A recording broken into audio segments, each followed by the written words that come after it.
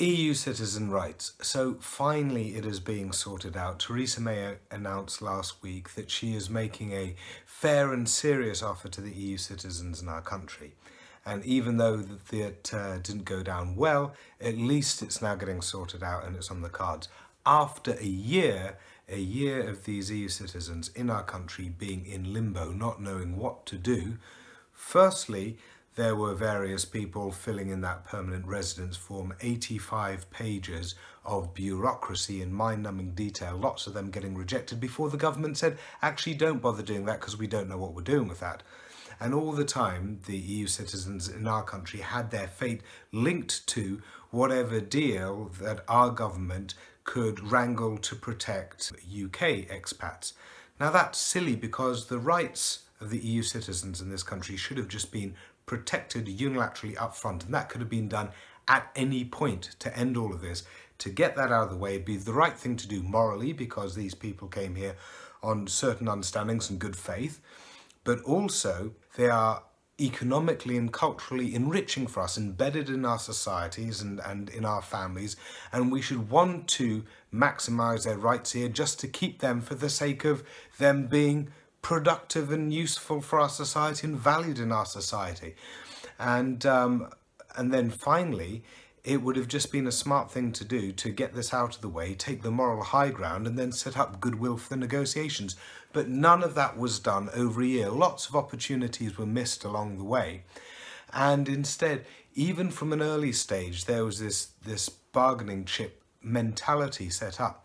Do you remember early on when our government went to Angela Merkel to see if they could get a deal before the deal started? Of course, Angela Merkel is in no position to guarantee the rights of British citizens in, for example, Spain, where we have hundreds of thousands, or in any of the other EU 27.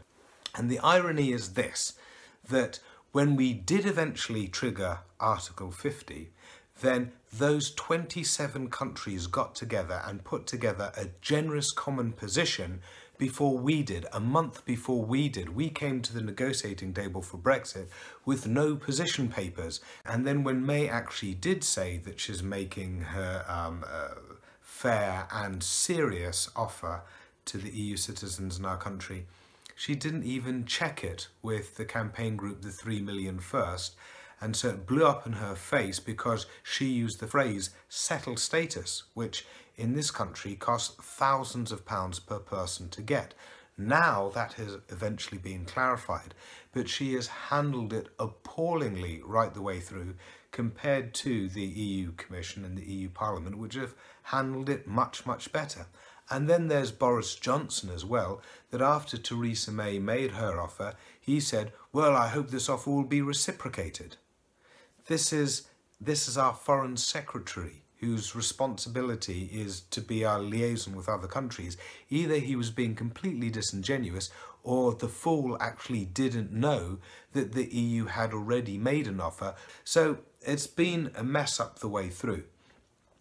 But you can take some heart from this, which is that at this pace, Brexit just isn't going to happen. We've had 3 months into the Brexit negotiations, 3 months into 24 months of the negotiation period. That is more than 10%.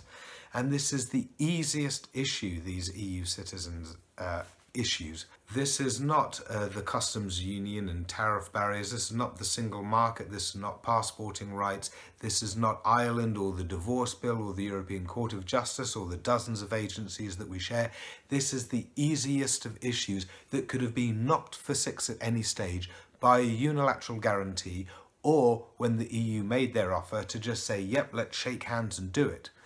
But we haven't, because Theresa May has been mean-spirited and tied up in the minutiae and the micromanagement of this particular first hurdle, and she has not been able to get beyond it so far. So at this speed, Brexit isn't going to happen. I mean, Brexit is literally going nowhere fast.